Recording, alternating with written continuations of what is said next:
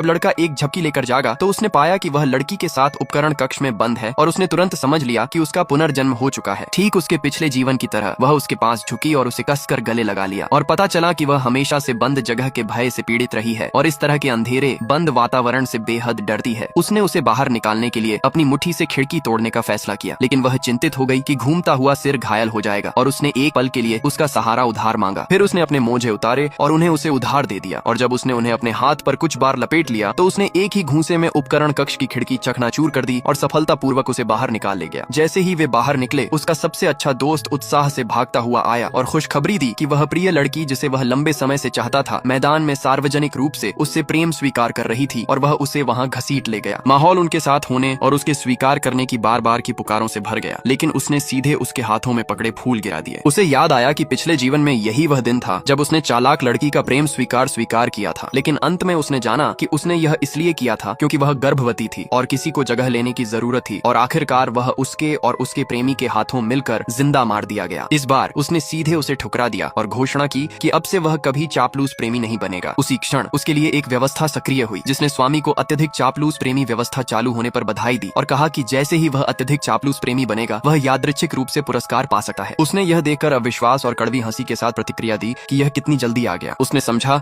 कि इस जीवन में पुनर्जन्म के साथ एक विशेष सहारा भी आया है जिसने उसके चापलूस प्रेमी न बनने के संकल्प को और मजबूत कर दिया। चालाक लड़की अपनी योजना विफल होने पर बुरी तरह झल्लाई हुई उसकी ओर उंगली उठाकर गुस्से में उस पर आरोप लगाने लगी, लेकिन उसने बहस करने की जहमत नहीं उठाई और उसे थप्पड़ मार दिया। उसने उस प्रेम पत्र को भी मारा जिसने उसके पिछले जीवन में उसे नुकसान पहुंचाया था और उसके गुर्गों को भी हर एक को एक एक वार दिया और इसके तुरंत बाद उसे व्यवस्था द्वारा दिया गया 1,00,000 युआन का इनाम मिल गया। उसने सदमे में गाली दी जब पैसे सचमुच खाते में आ गए। फिर उसने गुर्गे को चेतावनी दी कि वह अब भी क्यों आ रहा है, ये कहते हुए कि आज उसने बस मारा है, तोड़ा नहीं है और अगली बार इतना आसान नहीं होगा। फिर वह अपने सबसे अच्छे दोस्त के साथ अकड़ते हुए चला गया। उस रात चालाक लड़की घबराकर अपने प्रेमी के पास उपायों पर चर्चा करने गई, लेकिन उसने जोर देकर कहा कि लड़का बस पकड़ में न आने का नाटक कर रहा है और ज्यादा समय नहीं लगेगा कि वह आज्ञाकारी बनकर वापस आएगा, माफी मांगेगा और अपनी गलती मानेगा। उसने उस निर्णय पर पूरी तरह भरोसा किया और तय किया कि इस बार वह उसे माफ करने से पहले उससे एक ज्यादा महंगा उपहार खरीदवाएगी। हालांकि वह पास से गुजरते हुए संयोग से यह दृश्य देख बैठा और उसने तुरंत अपना फोन निकाला और उसे जोर से उजागर किया, यह घोषणा करते हुए कि वह आदमी और वह औरत पिछले जीवन से उसके कर्जदार हैं और इस जीवन में वह उनसे 2 गुना वापस वसूल करेगा ताकि वे उसे पुकारें। अगले दिन लड़की उसकी जान बचाने वाली मदद के लिए आभारी होकर खास तौर पर एक प्यार भरा डिब्बा बंद भोजन तैयार करके उसे देने आई, लेकिन उसी समय चालाक लड़की भी कक्षा में आ गई। वह गुस्से में आगे बढ़ी और उसे बदचलन कहकर डांटने लगी, जबकि उसका गुर्गा लड़की पर यह आरोप लगाने लगा कि वह भावनाओं को नष्ट करने वाला एक छोटा पहाड़ है। पीछे हटने के बजाय वह उसे और भी जोर से पकड़ लेती है और करीब आकर खुलकर